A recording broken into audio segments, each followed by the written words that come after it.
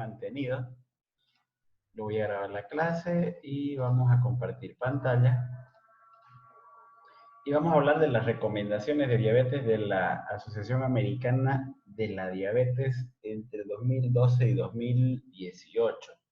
2019 fueron mínimas las recomendaciones que hicieron y 2020 prácticamente se han mantenido. De orden general es lo que vamos a hablar hoy día, son todas las recomendaciones donde abarca criterios diagnósticos, donde abarcan el tema farmacológico, donde abarca las comorbilidades, donde abarcan controles glicémicos objetivos. Entonces, es bastante importante que le presten atención a esto porque está muy relacionado con las primeras dos clases que ya vimos la anterior semana y además que le va a servir para poder reforzar la información ya que varias situaciones se repiten, ¿ya? Entonces, les pido que presten atención y se concentren un poquito, apaguen su celular y presten atención a lo que voy a mencionar, ¿ya? Entonces, estas son las recomendaciones que cada año en realidad salen y esta dice 2012, pero que se ha extendido hasta el 2018. Se publicó el 2018, pero desde el 2012 es lo que ha venido abarcando estas recomendaciones. Y en relación a esto, es en este año precisamente, allá a partir del año 2010 ya se comenzaba a hablar de la hemoglobina glicosilada. Sin embargo, ya desde el año 2012 es cuando se establece como criterio bastante específico y sólido el tema de la hemoglobina glicosilada A1C y lo toma como criterio cuando este es mayor o igual a 6.5. Ahora, aquí hay un detalle, pero tremendamente a grosso modo. No significa pedir hemoglobina glicosilada A1C en cualquier laboratorio y que me informen cualquier cosa. Estos laboratorios tienen que tener la certificación NGSP. ¿Listo? Entonces, eso es lo más importante. Entonces, usted se hace el laboratorio, la hemoglobina glicosilada en SUNA, en Biocell, Immunolab, etc. Y va a decir en un costado certificado por la NGSP. Significa que están bajo los reactivos, los criterios para el procesamiento de la muestra bajo esa certificación.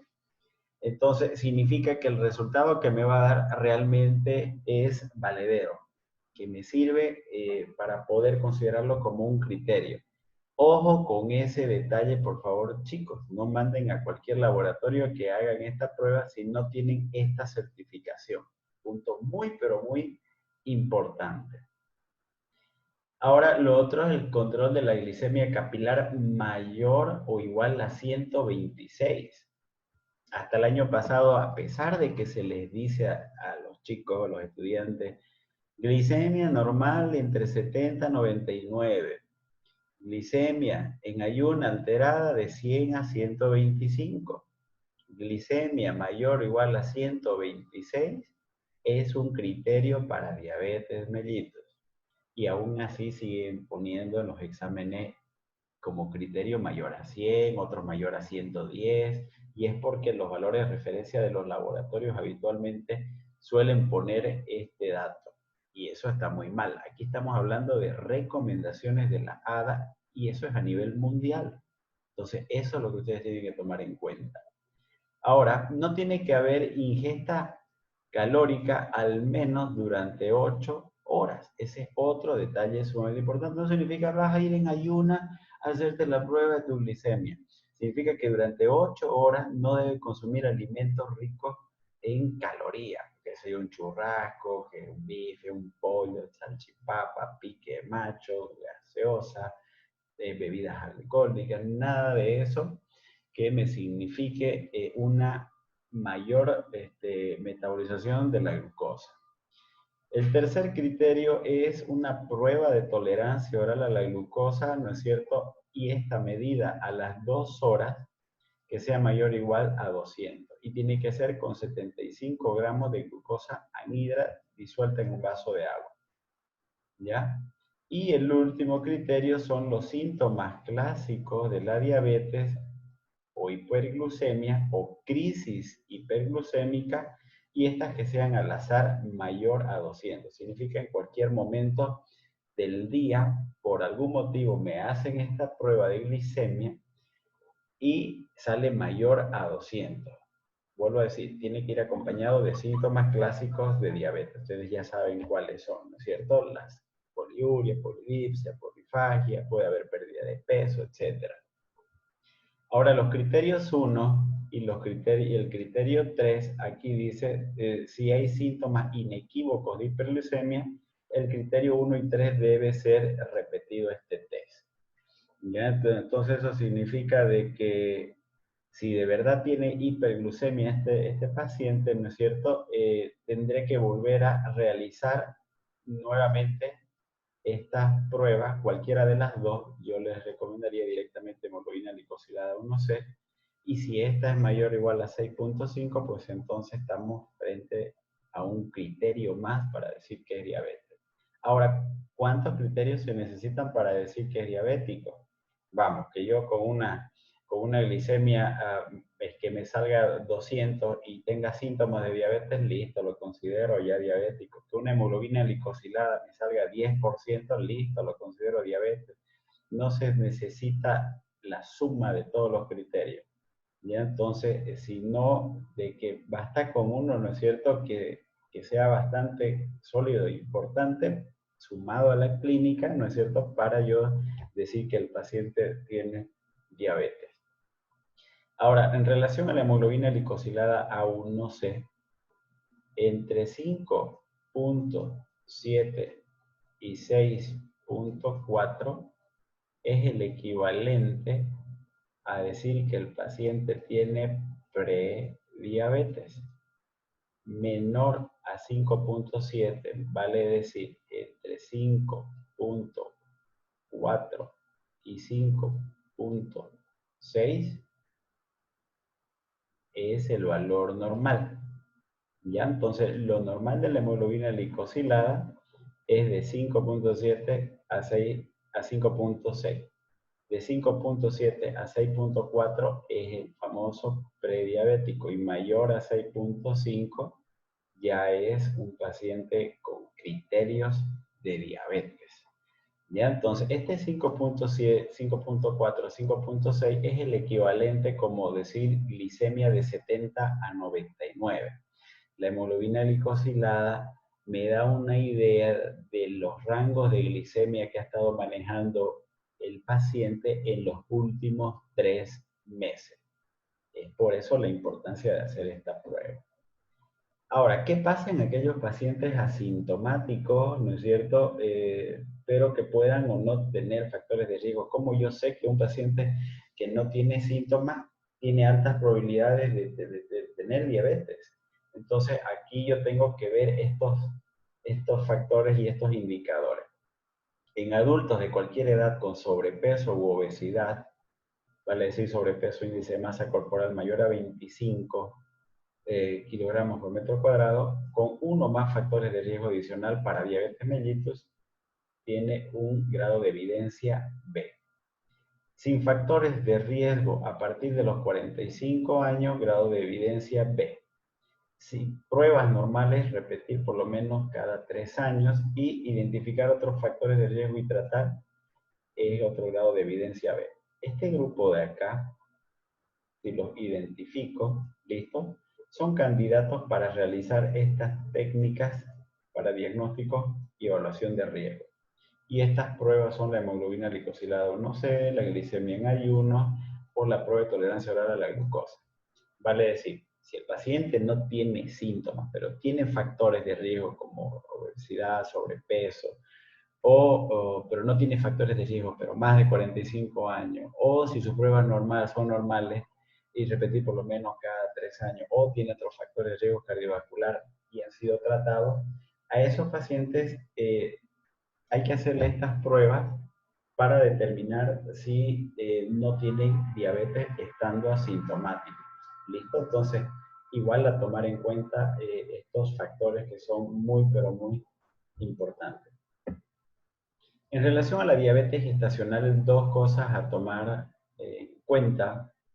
Y es que hay que ver si esa paciente no era diabética antes del embarazo o si ha hecho una diabetes gestacional durante el embarazo. Eso significa de que para yo saber eso, entonces habría que hacer una detección de diabetes no diagnosticada en la primera visita prenatal y para eso utilizo los criterios diagnósticos estándar. ¿Qué significa? Antes de las 24 semanas, por decir, está en la octava semana, décima semana, y le toca sus primeros laboratorios para asistir a su primer control prenatal, y su glicemia me sale mayor a 126, ya entonces ahí yo utilizo esos criterios, ¿no es cierto?, para el tema de diabetes. Entonces, si es mayor a 126 y le hago hemoglobina glicosilada y está a 10%, pues significa que no es una diabetes gestacional producida por el embarazo mismo, sino que ya esa diabetes la tiene antes del embarazo. Para eso yo tengo que ver también otros factores de riesgo que pueda tener esta mujer embarazada.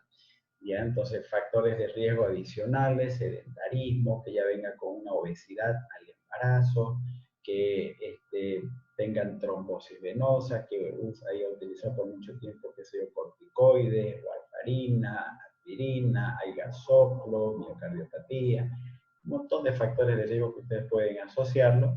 Y es por eso que en ellos sí se tiene que buscar inicialmente si no es una diabetes mellitus tipo 2 que la está acarreando antes del embarazo a su embarazo. La detección de diabetes mellitus gestacional, chicos, no lo olviden, por favor, se hace entre las 24 y 28 semanas de gestación. Y esta se hace a través de la prueba de tolerancia oral a la glucosa, ya lo hemos visto. Ahora miren este otro detalle.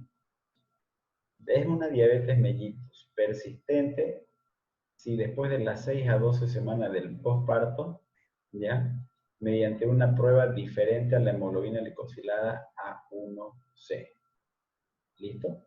Entonces, significa de que si persiste con hiperglicemia después del parto, después de las 6 a 12 semanas, entonces tendré que mediante una prueba diferente a la hemoglobina glicosilada, significa que si está con glicemia mayor a 126, 180, 200, ya pasó 12 semanas del posparto y sigue con hiperglicemias, entonces lo más probable es que ya sea una persona que esté nomás consolidándose con su diabetes mellitus. Ahí tendré que ya realizar de igual forma las pruebas estándares como la hemoglobina glicosilada. En la diabetes mellitus gestacional no tiene ninguna utilidad la hemoglobina glicosilada, solo en aquellos pacientes que persisten con hiperglicemia en el posparto o antes de las 24 semanas están con hiperglicemia sostenida. En los casos de diabetes mellitus gestacional el control es de por vida, por lo menos cada 3 años. ¿Listo?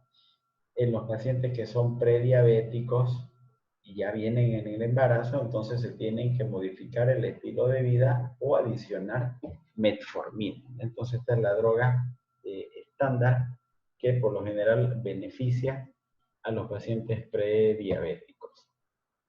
Repitiendo, la prueba antes que se hacía en la diabetes gestacional era la prueba de O'Sullivan.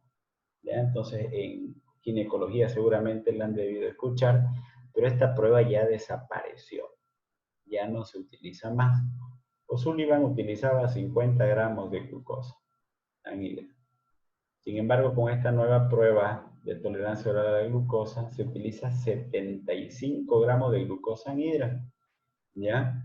Y de igual forma se hace la medición de los valores de glicemia a la hora y a las 2 horas después de la ingesta de esta carga de glucosa. Y esto tiene que ser entre las 24 y 28 semanas de gestación en las personas que no hayan sido previamente, en las mujeres que no hayan sido previamente diagnosticadas. De la misma forma tiene que estar con una ingesta de calorías ausente por más de 8 horas. Y utilizan estos criterios, ¿no es cierto? Mayor a 92 miligramos si es al inicio, es la basal, no mayor a 126, que es la que conocemos, sino mayor a 92. O si a la hora me sale mayor a 80 o a las 2 horas mayor a igual a 153, con estos criterios, cualquiera de estos valores que me arrojen, entonces yo voy a catalogar a esa paciente como diabetes mellitus gestacional. Es importantísimo realizarlo entre las 24 y las 28 semanas. ¿Ya? Ahora miren, en relación a la prevención, ¿en quiénes habría que hacer prevención? En aquellas personas que tienen una intolerancia a la glucosa, nivel de evidencia 1A, ¿ya? Una glicemia en ayuno alterada, nivel de evidencia E, una hemoglobina glicosilada entre 5.7 y 6.4, ya habíamos dicho que es el famoso prediabético. En estos pacientes, en donde su glicemia está alterada hasta el punto en donde son prediabéticos, este grupo de pacientes deben derivarse a un programa de apoyo permanente con el objetivo de perder el 7% del peso corporal. ¿Listo? Entonces no se olviden, volviendo a recapitular un poco, haciéndoles recuerdo. Se habla de una glucemia en ayuno alterada, aquel paciente que tiene una glicemia entre 100 y 125. Se habla de una intolerancia a la glucosa, que es el equivalente a la prediabetes, cuando yo le efectué una prueba de tolerancia oral a la glucosa con 75 gramos de glucosa en hidra y a las 2 horas me sale, ojo con este dato, me sale entre 140 y 199. O el equivalente al prediabético por la glicemia a través de la hemoglobina glicosilada A1C, el prediabético es este que tiene estos rangos entre 5,7 y 6,4. A ellos hay que hacerlos adelgazar el 7%. En ausencia de contraindicaciones, las personas con diabetes tipo 2 deben realizar entrenamiento de resistencia por lo menos 2 veces a la semana. Recomendación A. Consejo continuado parece ser importante para el éxito. Este otro dato que es importantísimo. En aquellos pacientes, en este grupo de acá, que no son diabéticos, pero tienen todas las condiciones para hacerlo en un tiempo corto, en ellos ya se puede iniciar metformina, ¿ya? Especialmente aquellos que tienen un índice de masa corporal mayor a 35, o son mayores de 60 años, o tienen una diabetes mellitus gestacional previa. Miren acá el grado de evidencia. Grado de evidencia A.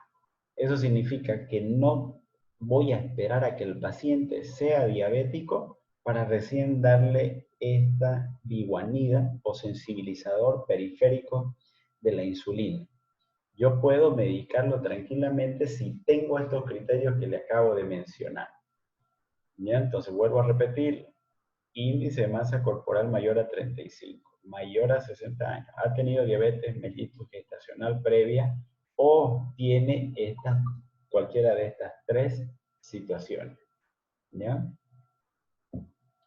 La monitorización de la glicemia, ahora hay equipos tan sofisticados, antiguamente, ¿no es cierto?, se hacía a través de una gotita directamente, se instalaba ahí una cinta y con eso aquí le daba la medición de la glicemia, ¿cierto? Luego salieron otros tipos de monitorización continua de la glucosa donde se colocaban así como unos parchecitos y directamente arrojaba aquí el valor de la glicemia. Actualmente hay otras técnicas mucho más sofisticadas en las que en el brazo, a nivel intradérmico, se coloca como un chip, ¿ya? Y una maquinita como esta agarro y cuando yo quiera agarro y hago que haga contacto el chip con esta maquinita, es como si fuera un sensor y automáticamente me arroja el valor de la glicemia. O sea, yo puedo hacerme 20, 30 veces al día el valor de la glicemia solamente, así como los registradores de los alimentos en los supermercados, cuando pasan por esa máquina y te arrojan el precio, de la misma forma lo colocas ahí en tu brazo, a la altura donde está el chip, y te arroja el valor de la glicemia. ¿no? Entonces, eso tenemos en nuestro medio, pero son un poquito más caritas. Y lo único que al final le puede ocasionar al paciente es demasiada ansiedad y estrés en realidad. Si no tienes un buen nivel cultural, te puedes fanatizar con los controles continuos de tu glicemia y estar todo el tiempo muy, pero muy pendiente y querer todo el tiempo también utilizar dosis extras de insulina. Ahora, en relación a la hemoglobina glicosilada, lo que le mencionaba, en el paciente que tiene un buen objetivo glucémico, en aquel paciente cumplido, en aquel paciente responsable, ¿ya? Es suficiente hacer la hemoglobina glicosilada 1C por lo menos 2 veces al año, sin problema. Sin embargo, se debe realizar cada 3 meses si el tratamiento ha cambiado o si no hay cumplimiento del tratamiento terapéutico. No olvidar que el uso de los valores de corte preestablecidos para la hemoglobina glicosilada 1C ofrece la oportunidad de modificar más intensamente el tratamiento. Entonces, para cada porcentaje, ¿ya? Para cada porcentaje de hemoglobina glicosilada hay un rango de glicemia equivalente. ¿Listo? Entonces, por ejemplo, cuando está entre 6 y 7, significa que mi glicemia está entre 126 y 154, y así sucesivamente.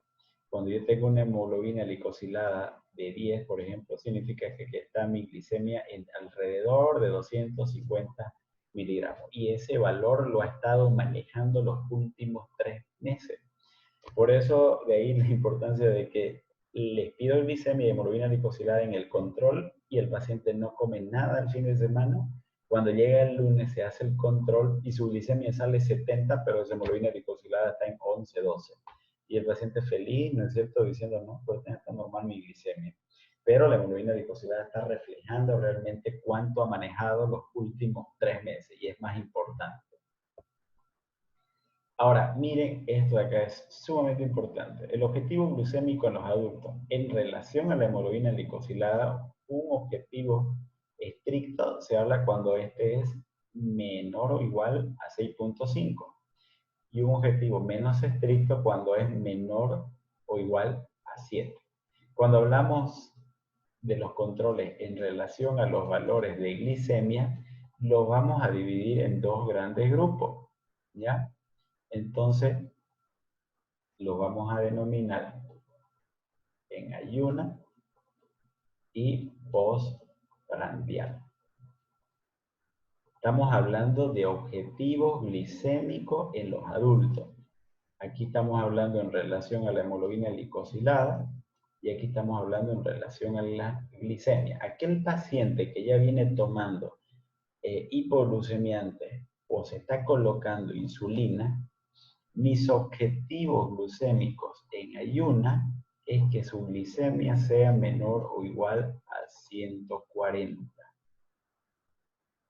y postprandial menor o igual a 180. Estos datos, pero son tremendamente positivos y buenos que lo tienen que saber, pero muy, muy de memoria, porque resulta de que el paciente viene tomando su medicamento hipoglucemiante, viene a su consultorio de ustedes le piden el control de laboratorio y él retorna y se hace la glicemia en ayuno y se le sale 135. Y ustedes lo que hacen es aumentarle la dosis y encima le dicen, no, su glicemia está todavía elevada, no está controlada, hay que aumentarle la dosis, no está comiendo, no está haciendo ejercicio, pues se comienzan a estresarlo un poco más al paciente. Entonces, la respuesta correcta sería es de que estamos dentro de los objetivos glucémicos de acuerdo al tratamiento que hemos iniciado en usted. Y si es postprandial, significa después de alguna comida, el paciente se tomó la glicemia, doctor, está en 170 mi glicemia, ¿así qué tiempo comió? Hace una hora, ¿qué comió? Un bife, digamos. Ok, y está a 170, ¿qué hago? Me coloco insulina, aumento mi dosis y ya veo borroso, inclusive se comienzan a asociar otros síntomas a los pacientes. Y entonces ahí donde si tú no sabes estos dos datos que te estoy mencionando, te lleva a cometer errores en la terapéutica. No se olviden, por favor. En ayunas, menor o igual a 140 y postprandial, menor o igual a 180. Recomendaciones ADA 2012-2018. ¿Qué te dice de las recomendaciones? Que tienes que primero modificar el estilo de vida en primera instancia. Y significa eso bajar de peso, dejar de cigarro, dejar el alcohol, disminuir tu nivel de estrés, mejorar la alimentación, caminata diaria al menos entre 15 a 30 minutos, 5 veces a la semana, 150 minutos en total por semana. ¿Ya? Entonces, cuando modifica tus estilos de vida, en primer lugar, ¿ya? Es lo más importante. Ahora, a continuación tienes que ver tu hemoglobina glicosilada cuánto está. Si está mayor a 6.5, entonces inicia metformina asociado a modificación del estilo de vida. Recomendación A. Entonces, ¿cuál es el primer medicamento que se inicia en un paciente diabético tipo 2? ¿Ya? Aquí estamos hablando de los tipo 2. Es la metformina, siempre asociado a las modificaciones en el estilo de vida. Ahora, si después de 3 meses la hemoglobina glicosilada continúa mayor a 6.5, ojo con esto, no estamos pidiendo control de glicemia, si se dan cuenta. Estamos pidiendo control de hemoglobina glicosilada A1C. Entonces, ¿qué hago en esos casos?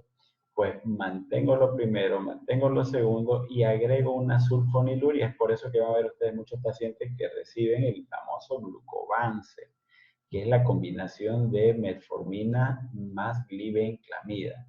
O también puedes asociar los inhibidores de la dimetilpeptidilpeptidasa 4, ¿no es cierto? Que ya lo habíamos hablado, están muy relacionadas con las incretinas, ¿ok? O la pioglitazona es otra alternativa. Luego, después de 3 meses, si a pesar de haber hecho esa modificación, tiene hemoglobina glicosilada 1C mayor a 7.5, pues no solamente modifica estilo de vida, pues no solamente mantiene metformina y una sulfoniluria, sino que necesariamente aquí agregas insulina. Habitualmente este esquema, ya hasta aquí, es lo que se utiliza. En otras palabras, si yo tuviera de entrada un paciente con hemoglobina glicosilada A1C mayor a 7.5, de entrada estoy hablando, ¿no? Ese valor de hemoglobina glicosilada es un criterio para insulinización. Eso significa para iniciar insulina y entonces el paciente se vuelve insulino requiriente. Peor si está internado, entonces asocio insulina con metformina. Una vez el paciente controle, voy a dar su secretagogo de insulina, que es ahí la sulfoniluria. Controla su glicemia con su hemoglobina glicosilada y ya al final voy a dejar metformina asociada a sulfoniluria. Pero tengo que saber en qué momento ese paciente puede requerir insulina. Y la respuesta es cuando la hemoglobina glicosilada 1C mayor a 7.5. Si después de 3 meses continúa con hemoglobina glicosilada mayor a 7.5, pues aquí tendré que utilizar múltiples dosis de insulina asociada a metformina. Aquí solamente hago una insulina basal. Insulina basal significa una vez al día, nada más, y puede ser eso en la mañana o puede ser en la noche. ¿Listo? Y si a pesar de eso continúa, entonces hago múltiples dosis de insulina. Por favor, a tomar en cuenta este esquema que es tan resumido, tan concreto, pero sumamente poderoso. Ahora, en relación a los grupos de hipoglucemia, entonces son varios. Están aquí las biguanidas, las sulfonilurias, las meglitinidas, las diazolinedionas, las alfa-glucosidasa inhibidores. Son varios, pues, y en realidad al final lo único que necesitas saber son 2 o 3 grupos. De la biguanida, el prototipo es la metformina. La metformina es un sensibilizador periférico de la insulina. ¿Ya? Entonces no actúa a nivel del páncreas, sino actúa a nivel de los lugares donde tiene acción la insulina. Entonces actúa a nivel del hígado, a nivel del músculo y a nivel del tejido adiposo. ¿Ok? Entonces, principalmente en esos 3 lugares. ¿Y qué es lo que hace? Ayudarle a que la insulina actúe en esos niveles. Por eso que se llama sensibilizador periférico de la insulina. En otras palabras, este medicamento rarísima vez va a producir hipoglucemia.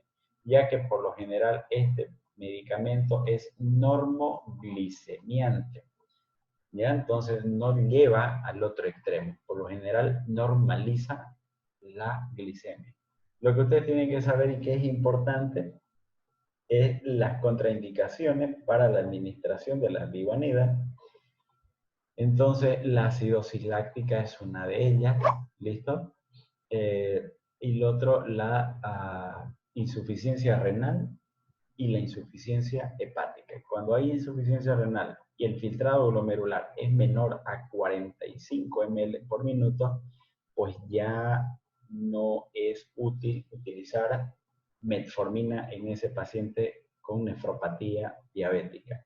En la insuficiencia hepática tampoco se debe utilizar este medicamento.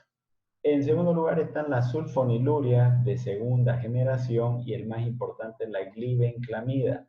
Este lo que hace es estimular a las células beta del páncreas para producir insulina. Entonces es un secretagogo de la insulina.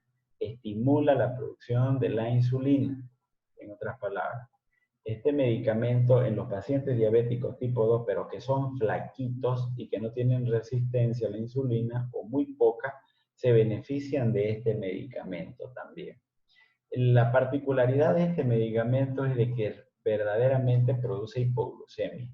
Se lo tienen que tomar 20-25 minutos antes de las comidas, sea en el desayuno o en la cena, y siempre, pero siempre, siempre tiene que ir con un alimento. El error más grave que se comete es tomar su medicamento, no comer nada y a media mañana ya está el paciente totalmente somnoliento. Y la experiencia por la que pasan estos pacientes con este medicamento al desarrollar hipoglucemia es tétrica. Es por eso que no quieren muchas veces saber de estos medicamentos o de las combinaciones.